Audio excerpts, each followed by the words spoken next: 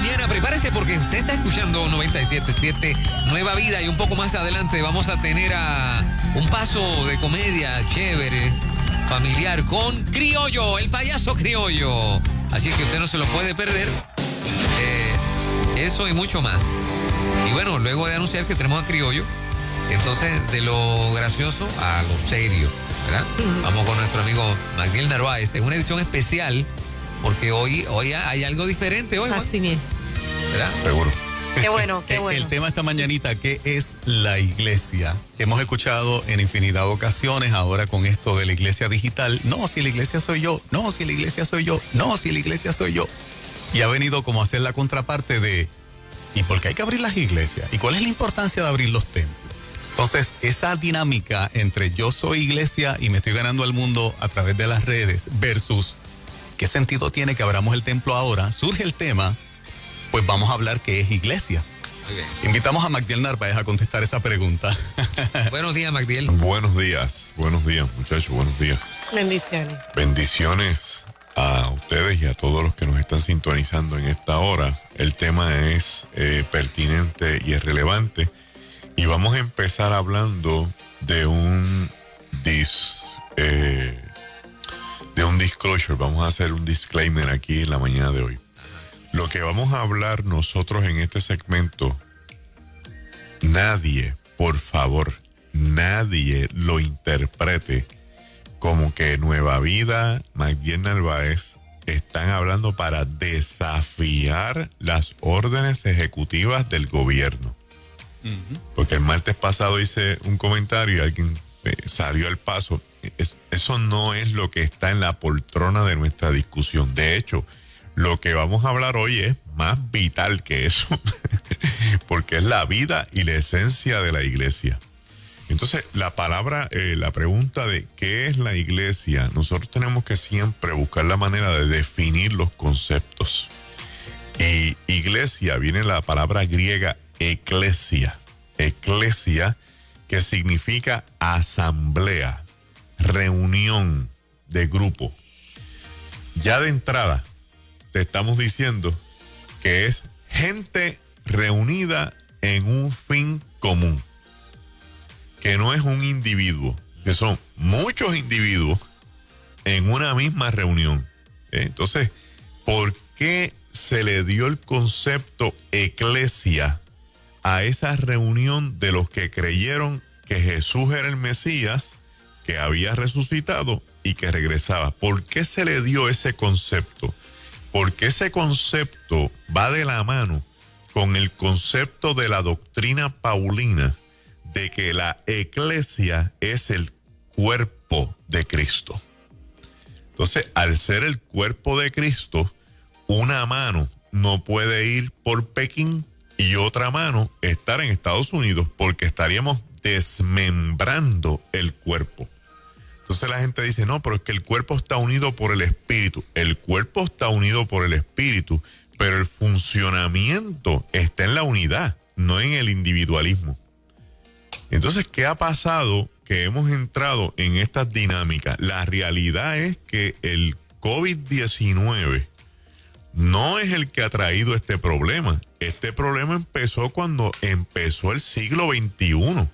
Porque el siglo XXI salimos del posmodernismo del siglo XX y el siglo XXI trajo unas características a la humanidad a consecuencia, oiga bien, a consecuencia del acceso a la tecnología y del acceso a la información y del acceso a las telecomunicaciones. Se empezaron a promover artefactos como estos y la gente empezó a desarrollar una actitud individualista, donde aún en un salón de una oficina médica, habiendo 10, 12 personas juntas, nadie se habla porque todo el mundo está conectado a un iPhone. Entonces, esa mentalidad vino con el siglo, se llama individualismo.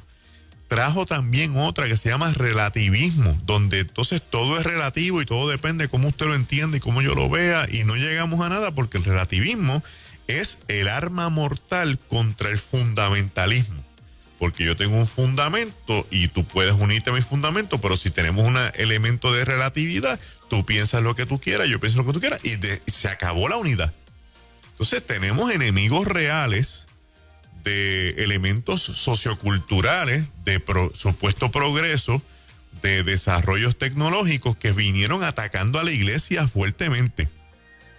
Entonces, el concepto original que viene de Cristo, la iglesia no nació en el aposento alto, la iglesia se capacitó en el aposento alto, la iglesia nació en la mente de Cristo, porque fíjese que Cristo no buscó seguidores, Cristo no buscó creyentes, Cristo llamó discípulos, y el elemento de hacer discípulos es el de dejar en la tierra, cuando Él se fuera, un legado.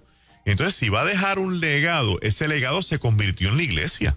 O sea, Cristo ya tenía un plan estratégico montado. Por lo tanto, la idea era un cuerpo, un ente que atendiera los reclamos del reino y pudiera cumplir con lo que Jesús demandó que fuera hecho, que era predicar el evangelio, hacer discípulos, y el discipulado no se puede hacer por tecnología, tiene que ser one-to-one basics, convertir los hermanos, bautizar los hermanos, que usted no los puede bautizar tecnológicamente, tiene que haber una reunión de la iglesia para que cuando esa persona salga del bautismo, la iglesia lo reciba como el nuevo miembro del cuerpo y participar de la cena del Señor, que era reunir la gente en la cena. No es para comernos el pan y bebernos el juguito de uva, era para conmemorar el regreso de Jesucristo a la tierra. Todos esos eventos requieren que la iglesia esté unida, requiere el calor de los hermanos, requiere el contacto físico, requiere el elemento de la participación grupal. ¿Quién la funda y cuál es la visión y la misión? Creo que la misión la acabas de mencionar, porque nos apartamos muchas veces de quién la fundó y bajo qué preceptos. A nivel de estudio moderno hasta el día de hoy, todo lo que distingue a las grandes corporaciones y lo que se enseña a los empleados es cuál es la visión, cuál es la misión, etcétera. Y es como si la iglesia, en términos de cómo nosotros lo discutimos hoy día, ha dejado de ser importante quién la funda y bajo qué preceptos y fundamentos de funcionamiento, que tú no te puedes salir de ahí, que es parte de lo que entiendo yo se está redefiniendo. ¿Quién funda la iglesia? Los apóstoles, fue Cristo, bajo qué preceptos funciona la iglesia. Excelente. Hay una transición que donde mejor se puede entender es leyendo el Evangelio de Lucas y el libro de los Hechos. Hay una transición espectacular, porque en Lucas, en el Evangelio, mientras Cristo anuncia que todos van a estar reunidos, que es el concepto de iglesia, en los Hechos, el Espíritu Santo le da forma al concepto. ¿Bien? Entonces, Jesús dice que se reúnan, que va a caer, viene el Consolador de camino en Juan, y entonces en el libro de los Hechos, el Consolador llega. ¿Ve? Entonces hay una relación. Lo que quiere decir es que no hubo un elemento de interrupción y que de buenas a primeras, por accidente, se formó la iglesia. No lo hay. No lo hay. Quien funda la iglesia es Cristo, que es la cabeza del cuerpo. Entonces, la cabeza, ¿por qué Cristo es la cabeza? ¿Cuál es la simbología paulina en este aspecto del cuerpo de Cristo y que Cristo sea la cabeza? Porque la cabeza tiene 4 de 5 sentidos. Tiene la visión, el tacto, el olfato y el gusto. Entonces el cuerpo tiene ¿qué? El tacto. Y el tacto solamente se da cuando estamos reunidos. Bien. Entonces, Jesús es el fundador de la iglesia y el Espíritu Santo es el administrador y el desarrollador de la iglesia, porque es el que le da vida, porque es el que es dueño de los ministerios, es el dueño de los dones, es el dueño de las habilidades, es el dueño de los talentos. Usted y yo no somos dueños de nada, usted y yo tenemos una oportunidad de servir. El Espíritu Santo desarrolla toda la capacidad y el potencial de la iglesia para que todo funcione desde la iglesia. No existe en las epístolas paulinas, que es el fundamento de la doctrina cristiana, el que la gente sean llaneros solitarios para desarrollar un ministerio. Usted tiene que pertenecer a una iglesia porque el ministerio funciona desde la iglesia, hacia la iglesia, con la iglesia, en la iglesia, bajo la iglesia.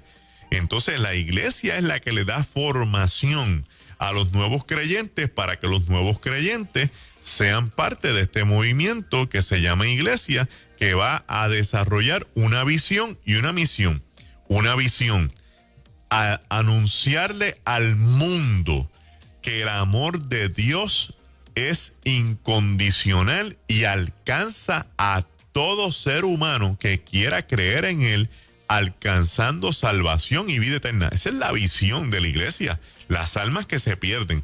Todo lo demás es secundario, incluyendo sanar los enfermos es secundario. O sea, porque aquí lo más importante, lo más preciado por lo que Cristo vino fue a salvar las almas, y esa es su primera expresión desde la cruz del Calvario. Perdónalos porque no saben lo que hacen. Entonces, esa visión de la iglesia es el qué hacemos para alcanzar las almas. Y la misión no es otra que darle seguimiento a las instrucciones de Cristo en lo que Él regresa. Cristo está en la tierra, se va, anuncia su regreso, y entre el lapso de tiempo, desde que Él se va hasta que Él regrese, la iglesia tiene una misión, que es proclamar el evangelio a todo el mundo, y que las personas que crean se bauticen y que puedan formar parte de este cuerpo, haciendo los discípulos, para que en un efecto que es más allá que aritmético, un efecto exponencial, mientras más discípulos yo haga, más personas alcanzan el reino. Es la realidad que se nos está dando hasta ahora. ¿Cuánto se parece la iglesia que conocemos hoy a la llamada iglesia primitiva? Y si hay algún elemento que abandonamos y que deberíamos retomar, o sea, ¿cuánto se parece lo que vivimos hoy a lo que se dejó para que siguiéramos, ¿no? Es parecido, pero hay cosas que se dejaron de hacer. Hay cosas que se dejaron de hacer y hay que decirlas como son. O sea, desde hace unos años atrás se dejó caer el evangelismo, como se hacía antes. Y se dejó caer la ayuda a las misiones. Hay muchos misioneros en el mundo pasando necesidad, escribiendo que le manden el cheque, pidiendo ayuda.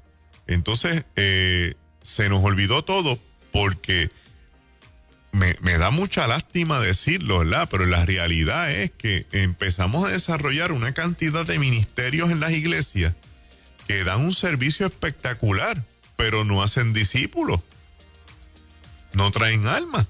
O sea, yo tengo un tremendo ministerio de adoración y es esencial y es bueno, pero el resultado, ¿cuál es? Nada, adorar con los que estamos en la iglesia. Los mismos que estamos. Los mismos que estamos. Una rotación tal vez leve entre unos y otros. Eso es, Magdiel, ¿es importante? Sí, es importante. ¿Tiene sentido? Tiene sentido. ¿Es necesario que las iglesias tengan grupos de adoración? Es bueno que tengan grupos de adoración. El problema es qué resulta de eso. ¿Cuánto tiempo yo le doy a la adoración en una iglesia? Si yo le estoy metiendo a la iglesia 1 hora y pico de adoración y le estoy dando 15 minutos de mensaje, yo no estoy cumpliendo con lo que tengo que cumplir. No, porque la gente se cansa. El mensaje no depende del predicador, el mensaje depende del Espíritu Santo. Para eso el predicador tiene un compromiso de meterse con el Señor para buscar cuál es la palabra correcta para esa iglesia, le guste o no le guste a la gente, para confrontarlo, porque al final del día Dios quiere confrontarte para amarte, para salvarte, para redimirte, para restaurarte, no es para atropellarte. Bien, entonces el brazo fuerte de la iglesia primitiva era la predicación. ¿Dónde está la predicación hoy día? Por eso Pablo le dice a Timoteo, mira, en los posteriores días la gente va a tener comezón de oír, o sea, la gente va a querer escuchar, pero todo el mundo va a estar mirando, contando fábulas, contando cuentos, contando historias, y el centro del evangelio, que es Cristo, el mensaje central del evangelio es Cristo, se ha ido quedando en el camino y se ha ido relegando, y casi hay púlpitos hoy día que Cristo no está. Entonces, ¿dónde vamos a llegar? Si la cabeza del cuerpo no está en el cuerpo, tenemos un cuerpo sin cabeza. Las autoridades romanas, cuando llamaban la atención a la iglesia primitiva, precisamente le proponían dejen de predicar a Cristo. Y es como resuelven el problema con nosotros, pero dejen de predicar en ese nombre. Era la insistencia de las autoridades romanas. Siempre ha habido como que un intento de que el mensaje de Cristo se apague. Sí. Es forma de pregunta. Sí. La lucha principal surgió porque el evangelio en sus inicios, el cristianismo en sus inicios, se desarrolló con judíos que siguieron a Jesús, que se convirtieron en discípulos y que creyeron que Cristo era el Mesías. Entonces hubo un debate gigantesco porque donde estos judíos iban era la sinagoga. No existe el templo que tenemos nosotros. Se reunían en la sinagoga porque ese era el centro de reuniones. Y como Cristo era su Mesías, pues era parte del judaísmo. Y ahí empezó la lucha, la pelea. Entonces los judíos de este nuevo sentimiento nacionalista, muchos de ellos fariseos, acusaron a los judíos creyentes ante las autoridades romanas. Mira, tenemos una gente que está reuniéndose con nosotros y están alterando la paz. Y eso es un delito romano. Entonces Roma venía. ¿Cuál es la situación? No, que estamos predicando a Cristo. ¿A quién? ¿A qué Cristo? Al rebelde que matamos en esa cruz. Porque para los romanos Cristo no es el Salvador, es un rebelde que se quiso hacer pasar al rey de los judíos. Dice, a ese no usted puede predicar eso porque eso está en contra del Estado. Te están desafiando lo que el Estado determinó que no podía hacer. Entonces, o dejan de predicar o los metemos presos. Métanos presos. Los vamos a matar. Mátennos. ¿Y cómo uno puede pretender que la gente que vio a Cristo en carne y hueso, que lo vio resucitado, que lo vio despedirse y anunciar que volvía, eran capaces de negarlo? No hay forma si lo vieron. No hay forma de decir, no, tú mátame. De hecho, ese es el testimonio del libro Los Hechos con relación a lo que le pasó a Esteban. Ajá. Esteban dijo, no, mi hermano, ustedes están todos equivocados. Debo repasar la historia. Desde Abraham, cuando estaba en Mesopotamia, hasta Cristo. Y lo empezaron a apedrear y él dijo, aquí estoy, Señor. Yo veo al Hijo del Hombre a la diestra del Padre. Wow. Te pregunto, Magdiel, la iglesia, cuando somos iglesia verdadera, estamos dispuestos a todo y que este comentario no se entienda como un comentario de desafío a lo que está pasando actualmente, como tú muy bien aclaras del principio. Me explico. Noto un % muy alto en el ambiente de la iglesia, casi 2 meses después del COVID-19, a un temor por el COVID. Y la iglesia de Hechos era una iglesia que desafiaba todo, incluyendo la persecución, la espada, la muerte, el encarcelamiento. Esa persecución vis a vis a una amenaza de un virus. Y lo dispuesta que estaba la iglesia a enfrentar todo. Se puede hacer una comparación del carácter de la iglesia, el carácter espiritual de aquella iglesia que estaba dispuesta a morir a espada, pero nunca detener el mensaje de la predicación, a una iglesia que se acomoda al tiempo con miedo a un virus que nos puede matar. Vamos a complicar esa pregunta. Vamos a complicarla. Vamos a subir el nivel del COVID-19 a el nuevo orden mundial. Porque el COVID-19 es un elemento dentro del proceso de un nuevo orden mundial. Existe un virus. Hay un debate intenso entre médicos. La clase médica está ahora mismo dividiéndose, mirando a ver qué realmente son las esencias de este virus. Debate sobre el tratamiento, debate sobre los números de mortandad, sobre los %. Hay una lucha entre un periodismo serio versus, por ejemplo, la Organización Mundial de Salud diciéndole, mira, tú estás anunciando unos números que no son reales. Todo eso está pasando. Y entonces, cuando yo digo que subo el nivel al nuevo orden mundial, es hasta qué punto la iglesia del 2020 está consciente que vamos camino a un derrotero donde vamos a tener que asumir posturas radicales para no claudicar en cuanto a la fe. El martes, Fernán me hizo una pregunta bien interesante cuando me planteaba sobre, no, pero la Biblia, ¿qué hacemos si la Biblia plantea que hay que cumplir con las órdenes de la tierra? Ciertamente hay que cumplir con ellas, y aquí le añado el caveat, siempre y cuando esa ley no esté en contraposición con mi fe. Porque yo no estoy de acuerdo con el matrimonio de personas del mismo sexo, y eso es una ley. Yo no estoy de acuerdo con el aborto, y eso es una ley. O sea, si la ley está en contra de mi fe, yo me paro de frente con todos mis derechos y digo, yo no estoy dispuesto a cumplir con eso. Si viene una vacunación masiva para esto del COVID y no se entiende bien qué está pasando y esto me va a llevar a mí a estar de rodillas ante Cristo, yo no me la voy a poner. Y si me tienen que arrestar, pues me van a arrestar. ¿Hasta dónde la iglesia entiende que tiene que buscar la manera de meterse con el Espíritu Santo para que el Espíritu lo dirija en un momento donde el mundo pudiera decidir, voy a desafiar la iglesia, porque el único obstáculo que el mundo y un anticristo pudiera tener para desarrollar lo que quiere eventualmente de un gobierno mundial es la iglesia, pues va a haber un desafío frontal. Entonces ahí tenemos que mirarnos en el espejo de la iglesia primitiva. Y yo le digo siempre a la gente, la iglesia primitiva tuvo esa ventaja de que el Espíritu Santo cayó como un estruendo sobre ellos y los capacitó. Y al capacitarlo, esta iglesia aprendió a desvalorar la vida de ellos para valorar la de Cristo. Y el apóstol Pablo dijo, yo tengo todo por estiércol, contar de ganar a Cristo. Entonces, este Espíritu Santo que nosotros tanto proclamamos y que a veces no lo estamos buscando como es, fue el que le cambió el esquema mental teológico a la iglesia. No es una decisión personal, es una imposición del Espíritu que te dice, si tú te entregaste a Cristo, ya tú no eres dueño de tu vida, tú le perteneces al Señor y por lo tanto, si el Señor te pide la vida, se la tienes que entregar. Y subieron la vara al nivel de que al subir la vara tan alta y tan alta y tan alta, la iglesia primitiva estuvo dispuesta a perder su vida por Cristo y para ellos eso era ganancia. Bueno, mi pregunta ya me la contestaste ahí al final, era ¿qué haría? Digo, no sé que no lo sabes todo, ¿verdad? Pero ¿qué haría la iglesia primitiva si estuviese viviendo este tiempo? ¿Cuál sería la posición de ellos?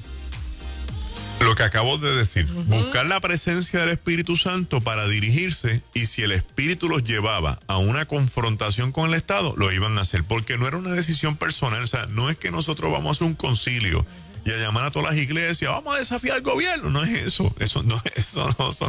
¿Cómo es? Eso ¿Cómo no está, es metiéndose en oración y buscando en intimidad con el Señor, que el Señor los dirija paso a paso, y el Espíritu que me habla a mí es el mismo que te va a hablar a ti, porque hay un solo Espíritu y es el que le va a hablar a Juan Carlos, y sin nosotros ni siquiera ponernos de acuerdo, vamos a estar en acuerdo en lo que tenemos que hacer. Y por eso es que esa es la importancia del cuerpo, porque al elemento individualista el espíritu se fragmenta, porque no va a poder imponerle a nadie lo que una persona quiera hacer en su ego. Pero si todos nos ponemos de acuerdo, que son las tres palabras esenciales del aposento alto, que estaban todos unánimes y juntos, entonces el Espíritu nos dirige. ¿Por qué Pedro se levanta a predicar un mensaje tan contundente frente a gente que lo odiaba? Porque el Espíritu lo capacitó. Lo que pasa es que hoy día queremos capacitarnos nosotros y queremos usar el intelecto y el razonamiento del análisis que hacemos de las circunstancias para tomar la decisión. ¿Dónde está el Espíritu ahí? Okay, pero la constante, Magdiel, en estos días hay dos líneas que yo observo. Lo que Juan decía hace un rato de la línea constante de, pero la iglesia somos nosotros. Trascendimos el templo y ahora la tecnología nos ayuda a que en vez de ser 100 en una transmisión virtual, ahora esa iglesia son 500. 1. 2. Hay una línea constante que escucho, que es la referencia a este texto bíblico que dice, el avisado ve el mal y se esconde. Entonces, queriendo, ¿verdad?, decir claramente, es momento de escondernos, porque hay una situación complicada y es sabio que nos mantengamos a la raya y sigamos las instrucciones. Bien. Y que esa es la actitud de la iglesia, ¿no? Sí. Y hay que ser sabio, o sea, hay que ser entendido. Uno no puede ser tampoco un necio, ¿entiendes? Ajá. Porque el otro problema es, si yo me pongo a desafiar las cosas como son y se me muere la gente, yo soy responsable de eso. Pero si el Espíritu me dice que lo tengo que hacer, oye, el Espíritu me va a respaldar. Entonces ya no es cuestión mía, ya es cuestión del Espíritu. Pero el asunto aquí no es esconderse, Porque una cosa es esconderse y otra cosa es protegerse. Bien. Bien. O sea, yo me escondo es para que nadie me vea. Pero si yo me protejo, la gente me puede ver. Ajá. Entonces, tenemos una diferencia garrafal entre un concepto y otro. Ahora bien, yo hago un live ayer a las 5 con el Sendero de la Cruz y se conectan casi 1,000 y pico de personas de cantazo en el view. Él llega a 13,000 y pico de personas en una cosa y la otra. Excelente. Yo lo que hice fue dar una palabra y habían 13,000 y pico de personas que la recibieron. Ok, excelente. Pero eso es una parte de la vida de la iglesia.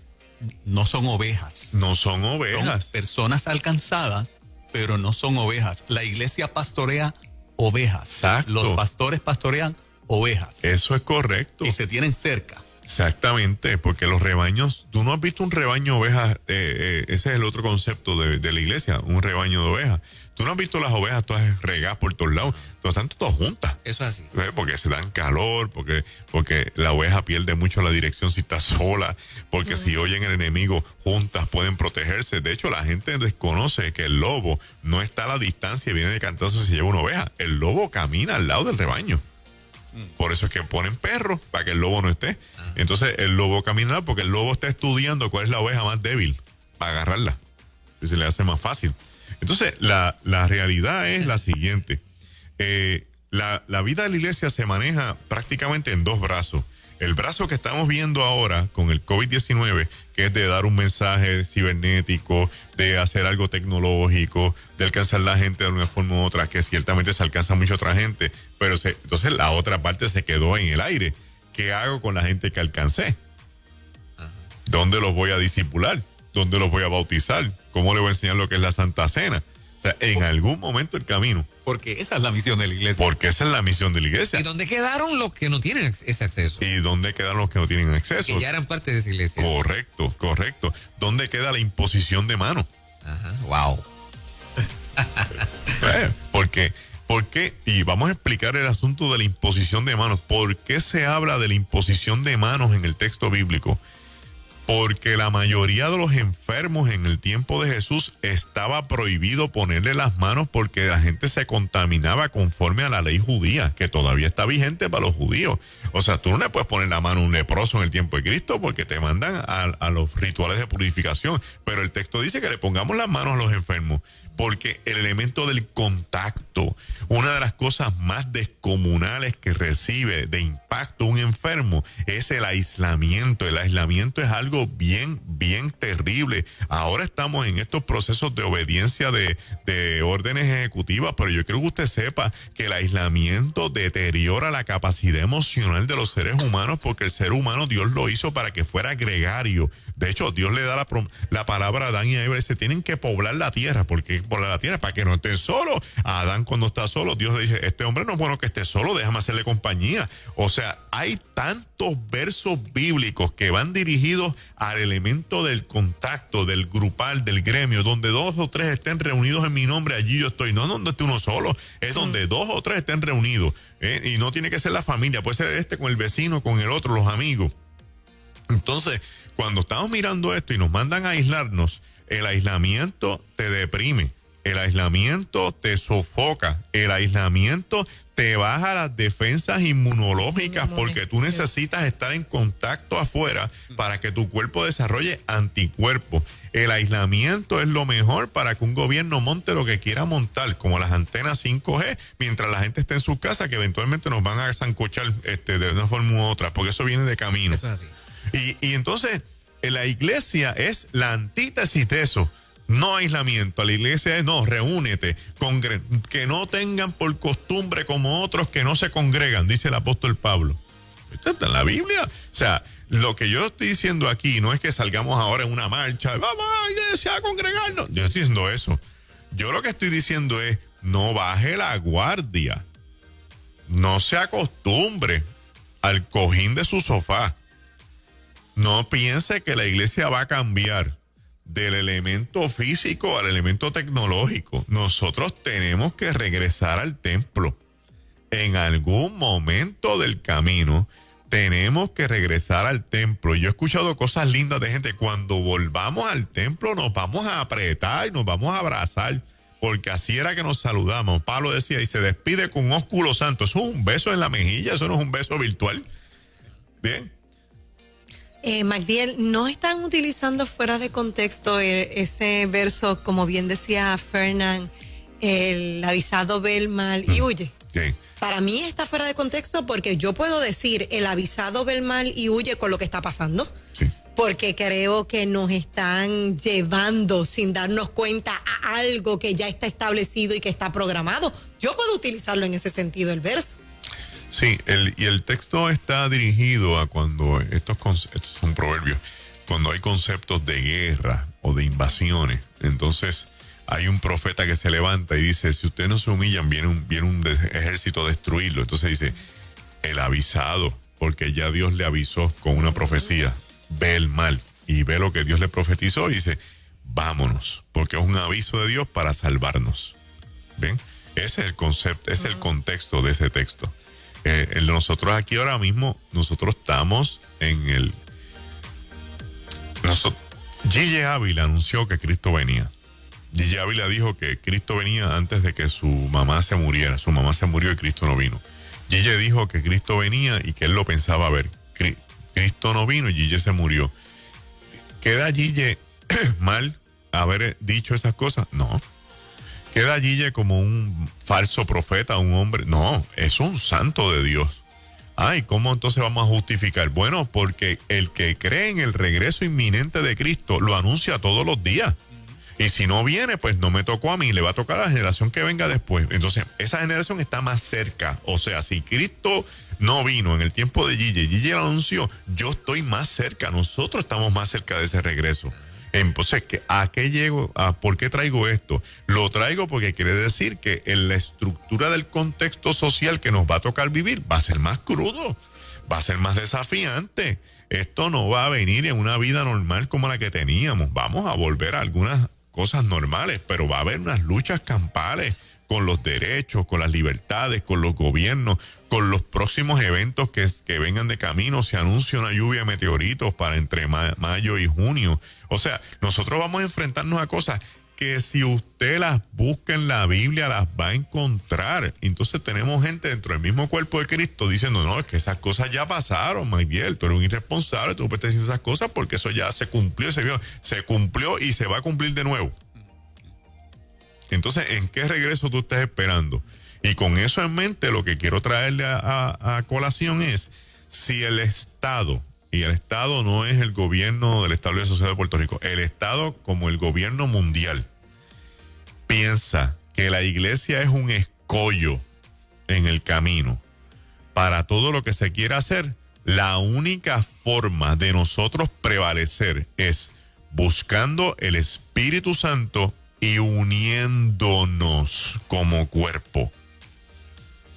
Si no hay unidad, no vamos para ningún lado. Así nos cueste la vida, tenemos que unirnos. Según el mundo se va a unir para fusionar gobiernos, fusionar religiones, sectas en una sola, fusionar un movimiento en una sola tendencia socioeconómica. La iglesia tiene que unirse y dejar de entender que porque yo soy metodista, bautista, discípulo, pentecostal, de esta gente, de los otros, aquí no vamos a poder empezar a pensar en gremio. Vamos a tener que empezar a aprender a pensar en cuerpo y que nuestro eslogan sea, somos uno en él. Esa es la iglesia. Y que pensemos que vamos a volver a los templos y que nos vamos a volver a abrazar y que va a ser un elemento de avivamiento mejor a causa del aislamiento, porque vamos a aprender a apreciar lo que teníamos que ahora no lo estamos participando. No se desanime ni piense que vamos a estar todo el tiempo tecnológico. Aproveche ahora y piense cuántas veces usted dejó de ir a la iglesia porque estaba cansado versus ahora que le gustaría estar en la iglesia. ¿Cuántas veces usted sacrificó una Semana Santa por irse en un bote a dar vuelta y ahora le hubiera gustado estar en Semana Santa en la iglesia?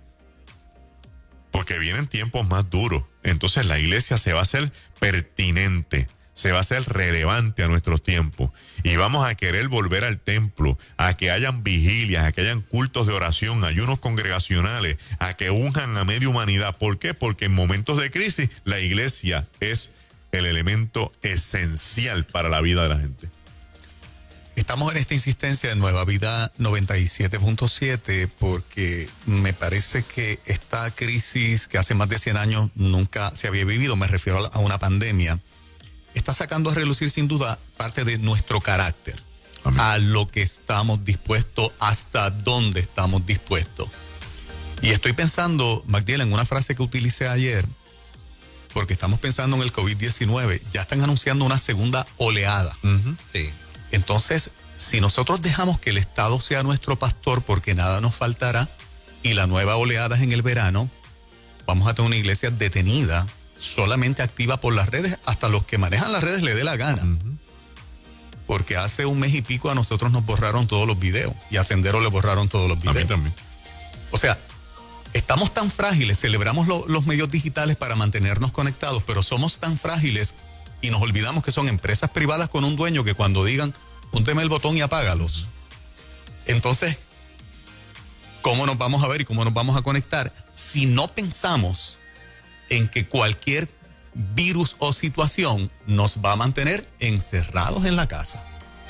Entonces, este concepto de sentirnos protegidos, satisfechos, inclusive decirnos nueva vida, es innecesaria la insistencia de presentar lo que es verdaderamente la iglesia, que siempre va a ser presencial. Pues entonces perdimos el discipulado que la Biblia nos enseña de lo que es una iglesia.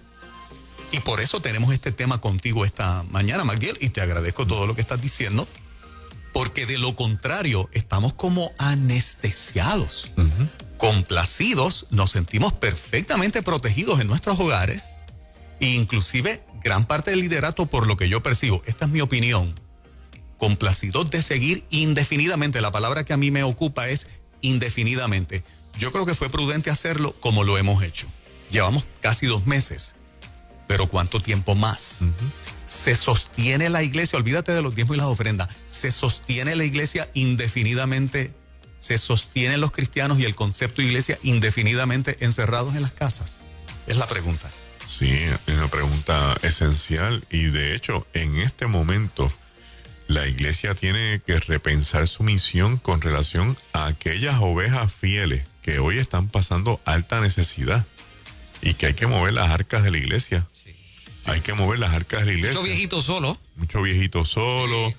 Que no se sabe de ellos, que nadie los llama, gente pasando hambre y yo quiero, ¿verdad?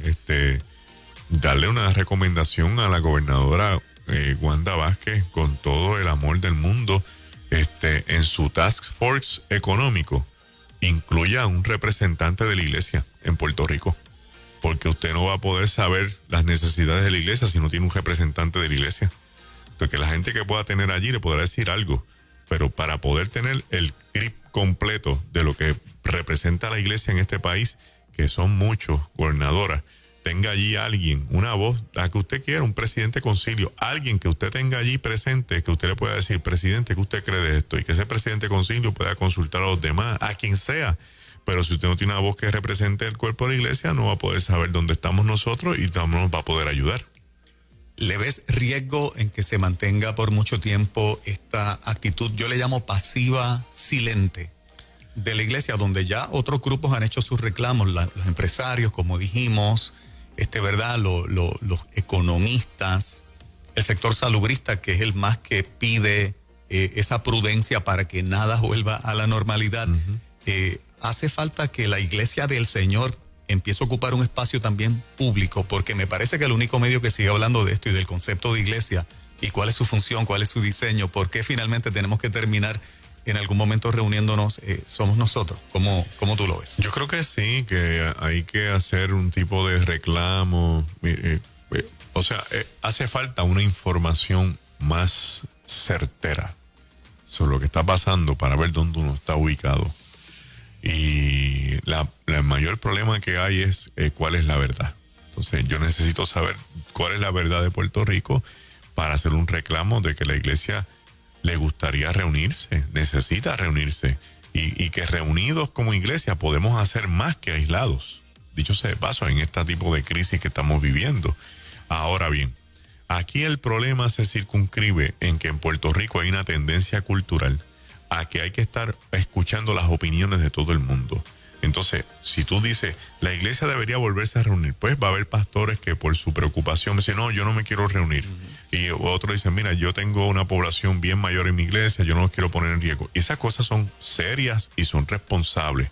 Pero vamos a hacer lo siguiente, o sea, que se busque la manera de que la iglesia se vuelva a reunir, y el que no se quiera reunir porque quiere protegerse, pues que tome las medidas, que o sea, no es hacer un acto irresponsable, es que tengamos una ventana abierta y que cada cual la aproveche como quiera, pero no porque unos sí y otros no, hay una veda para todo el mundo. Yo creo que se debe dar la libertad y que cada cual responsablemente la capitalice de acuerdo a sus realidades con su iglesia. Pero si nos quedamos cruzados de brazos, nos pueden pasar un rolo por encima. Y entonces usted pensando que algún día en un futuro se va a poder reunir, quizás eso no vuelva a pasar. Hemos utilizado aquí el concepto de la iglesia es el hospital espiritual y emocional de un país. Desde el punto de vista bíblico, ¿esa afirmación es cierta? La iglesia es el vocero, la voz, que puede traer un mensaje de esperanza, de alivio, de sanidad, de restauración, que ninguna otra organización social lo tiene. ¿Por qué? Porque ese mensaje está respaldado con las palabras de Cristo y el poder del Espíritu Santo. Eso no tiene nadie. Eso no tiene nadie. O sea, una iglesia que se pueda meter bien metida con el Espíritu Santo tiene el potencial de ponerle las manos a la gente y sanarlos en el nombre de Cristo sin contaminarse. Si usted no cree eso, entonces usted no sabe lo que es un discipulado. Magdiel, algunos proclaman, de hecho, en medio de toda esta situación y gracias a la tecnología, crecimiento de la iglesia. ¿Tú ves un crecimiento? Yo lo que veo es un despertar. Yo lo que veo es que el Señor aprovechó el proceso y le menió el palo a la iglesia. Bien. Porque estábamos cómodos.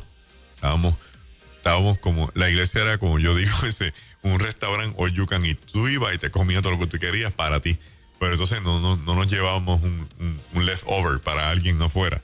Y entonces ahora que la situación es tensa, que no hay para dónde correr, que hay desesperanza, que hay ansiedad, que hay 40 cosas, fíjate que la gente a donde corre es ¿a dónde? A la iglesia. Entonces tú ves los comen en los teléfonos celulares. La persona escucha esto, conéctate, oye esta palabra, ¿ves? Entonces, porque hay una necesidad real. Por otra parte, me parece que el liderato, lo digo con respeto, ¿no? Los pastores, pues, deben comprender que la realidad de nosotros cambió y que las iglesias deben ser adaptadas. Las iglesias deben ser adaptadas, me refiero a lo físico, ¿no? Que una vez se reciban los hermanos, los asientos tienen que estar separados para que entonces no nos acusen o no los acusen de que no están siguiendo el protocolo, ¿no? Y que se sigan los pies de distancia y pues mira, y que los abrazos se aguanten, es mi punto de vista. Esos primeros días. O sea, que no es el entrar solamente en el ámbito de que la iglesia va a abrir, sino que vamos a abrir siguiendo el protocolo como lo hemos dicho, porque aquí siempre se ha dicho desde el día 1. Si hay que eliminar sillas, se eliminan sillas. Si hay que hacer 7 servicios, se hacen 7 servicios. Presumo que esa es la actitud y el corazón de los pastores en estos momentos. Sí, es cumplir, pero reunirnos. Pero reunirnos, exactamente. Vernos las caras. Compartir como cuerpo de Cristo. Y ver qué más podemos hacer cuando nos empecemos a reunir en bien de otros que también están necesitados.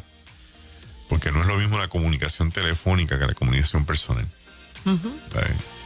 ¿No te preocupa que o sea, el saldo de esto, una vez nos volvamos a congregar, sea un decrecimiento? ¿No te preocupa que haya gente que en efecto no regrese?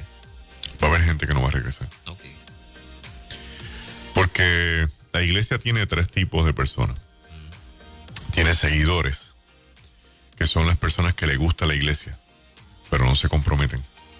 Tiene creyentes, que son gente que van, creen, y están esperando algo de Dios para tomar pasos y decisiones. Y tiene discípulos. Los discípulos van a regresar. Los creyentes pudiera ser. Los seguidores, no creo. Porque ya lo tienen por internet y como es un menos seguidor, se va a quedar en su casa y lo va a escuchar por internet. Tremendo esta mañana compartir con Magdalena Fuerte por Narváez, demás. que es la iglesia. Tema importante. Súper importante. Y yo creo que en este tiempo el hecho de que por lo menos tengamos el tema vivo, lo tengamos casi cotidiano, de lo contrario estaría totalmente ausente. Y yo sé que parte del proceso es aprender. No habíamos enfrentado una pandemia, nos hablan de un virus que nos puede matar. Y todos nosotros la primera reacción puede ser primero más la humana, de cómo me protejo, cómo no me pasa, cómo soy responsable. Pero después de un tiempo y de aprender algunas cosas y escuchar a algunos expertos y ver el contexto en el cual Dios nos diseñó y nos llamó a que seamos la iglesia. A mí me encanta la frase que dice, y Dios añadía a la iglesia los que iban a ser salvos. Fíjate que mucho encierra esa frase.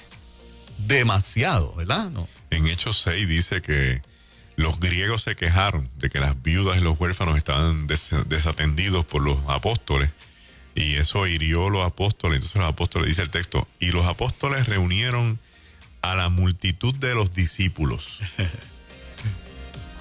No fue a todo el mundo. Para entonces llevarle una preocupación y de ahí tomar una decisión que van a nombrar 7 varones justos que sean los diáconos para que se hagan cargo de esto en lo que ellos siguen con lo que Cristo le pidió que hicieran. Exacto. Espectacular. Hay que leer ese libro de los Hechos, pero otra vez. Ajá. De nuevo, de arriba abajo. Se conocen, en esos tiempos precisamente, se conocen enfermedades contagiosas, complicadas.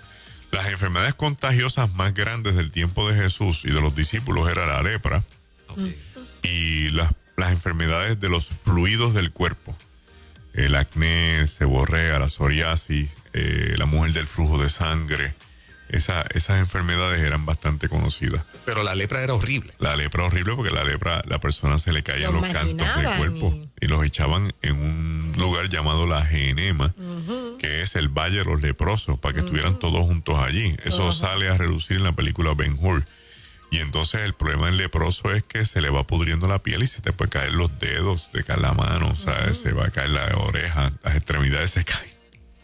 Y morían hasta de hambre algunos porque Nadie podía acercarse. nadie podía acercarse a la ciudad y demás. Nadie puede acercarse. Por eso Cristo va y le pone las manos encima a un leproso. Entonces, en vez del leproso contaminar a Cristo, Cristo sanó al leproso. Magdalena, hablando claro, esa iglesia era una iglesia valiente y la iglesia del 2020 una cobarde. La iglesia primitiva era una iglesia bien valiente, una iglesia que desafiaba todo lo que tenía que desafiar por amor a Cristo, teniendo como norte que Cristo venía. Nosotros no somos cobardes, pero nos hemos acomodado. Tímidos. Yo te diría que tenemos un elemento de inseguridad, un elemento de indecisión, muchas preocupaciones, porque le hemos dado mucho espacio a las cosas de la vida. Todo el mundo se quiere ir con Cristo, pero nadie se quiere morir.